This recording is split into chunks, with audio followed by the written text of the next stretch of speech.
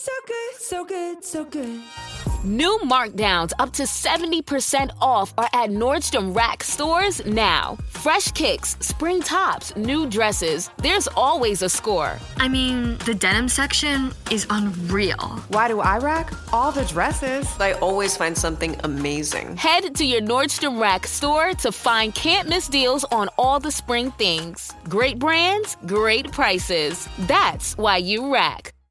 Acura's all-new ADX, a compact SUV that isn't just built for one thing. It's precision-crafted for everything. To escape the grind with available all-wheel drive. To go with your flow with available Google built-in. Hey Google, turn it up. Okay, turning up the volume. And crafted to be heard with an available Bang & Olufsen premium sound system. The all-new Acura ADX, crafted to match your energy. Acura, precision-crafted performance. Take your vibes and go, go, go, go. Google is a trademark of Google LLC.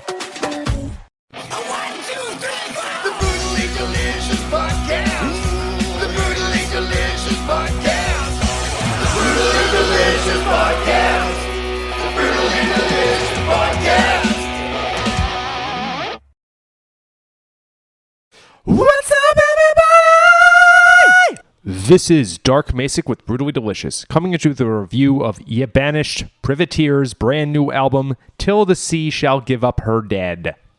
Side note, is it yeah or yay, and is it privateers or privateers? I guess Stan Rogers says privateers, so...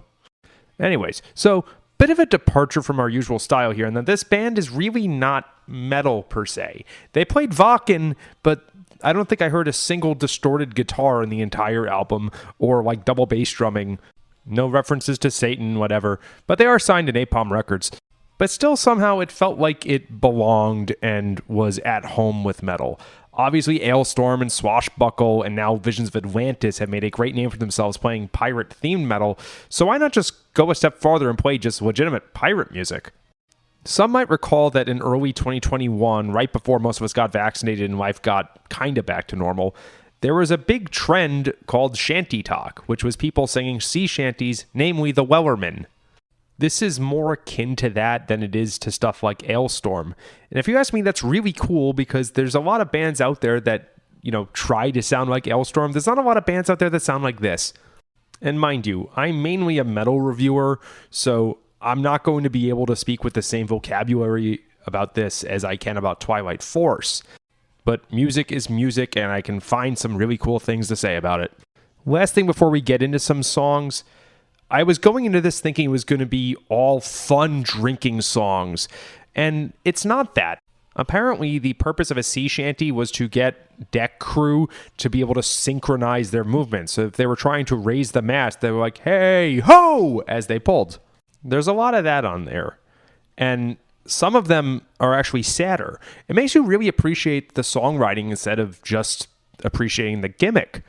At times, I was reminded of, in 2006 when I saw The Departed and first heard the song, I'm Shipping Up to Boston. I don't think I really appreciated that song the way I should have. I was just like, oh, cool, bagpipes. It sounds neat. But by the end of the album, you can definitely appreciate the songwriting and the talent and what I guess I would say is vocal arrangement, being able to make it sound like you're on a pirate ship. Anyways, song time.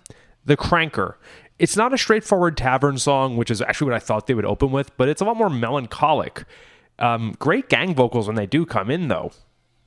Waves Away. It's a very beautiful ballad, and the singer is emoting here so well. It's a bold choice to make this the second song in the album. I can't think of another time when a slow ballad was song number 2. On the old Metallica albums, it was usually number 4, like Fade to Black or Sanitarium. It does seem like it would come towards the end, but it makes the journey seem a little sadder, which I guess a lot of seafaring voyages in, any time before 1914 were. A final toast for Oliver Cromwell. Make no mistake, I listened to this song again after the last song finished because it was that fun.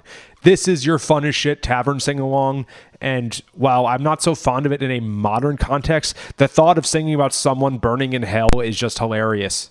Because it's singing about, rejoicing in someone being dead, I was a little bit, not stylistically, but meaningfully, reminded of the song Ragnar the Red from Skyrim. Raise Your Glass. Wow, 4 standout tracks in a row? How the fuck did you do it? Great drinking song. It's a little less, hey, hey, hey, hey. But I still bet this one goes over wonderfully live. This is more of the tavern stuff, less of the melancholic, oh, I set sail. Ships Lost at Sea. I was actually reminded of like the Haunted Mansion instead of Pirates of the Caribbean for this one. It has that kind of haunting vibe instead of like, let's go plunder. Maybe this is like a funeral hymn. I mean, given the song title, that seems obvious. I'm dumb. Really fun vibes, and it's in 3/4 time too. Last but not least, Mates Together. Here's another really fun, convivial one. Is this a drinking song? I'm not sure. It doesn't seem to be about drinking, but maybe it is something you would sing while drinking because it's like a toast to friendship and, being with other people. It has a particularly standout chorus or refrain. I don't know what you call these things. And it's happier than a lot of the rest of the album. So, yay. Okay, so if you heard The Wellerman 4 years ago and wondered what other songs are there like this is what you're looking for, except that those songs weren't around back then. And even if you weren't wondering that, but just thought, gee, I want to listen to some fun, well-thought-out music, this is also for you. I swear these dudes in Dread Crew of Oddwood need to do a tour together.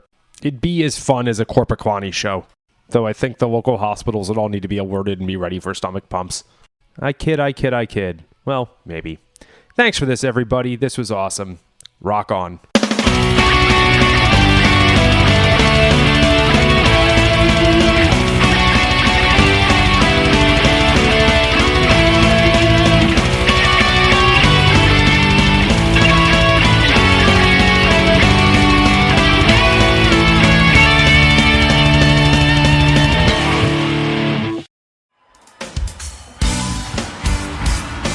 Hello, everybody.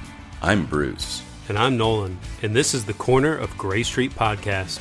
As longtime Dave Matthews Band fans, we set out to create a podcast to dive deep into the past, present, and future of DMB.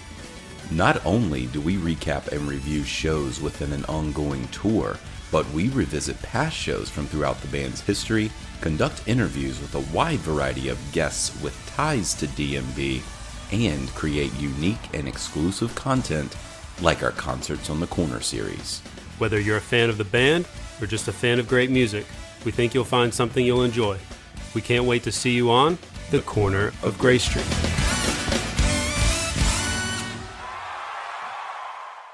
Hey, what's up? This is Blake Weiland. I'm the host of the Tone Mob podcast. It's a show where I interview guitar people about guitar stuff.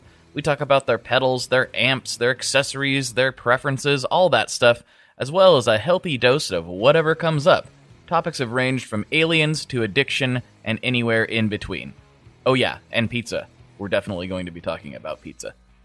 So get the show wherever you're listening to this podcast at. Just search The Tone Mob in your search bar and it will pop right up. Come join us. We're having a lot of fun. Thanks for checking it out.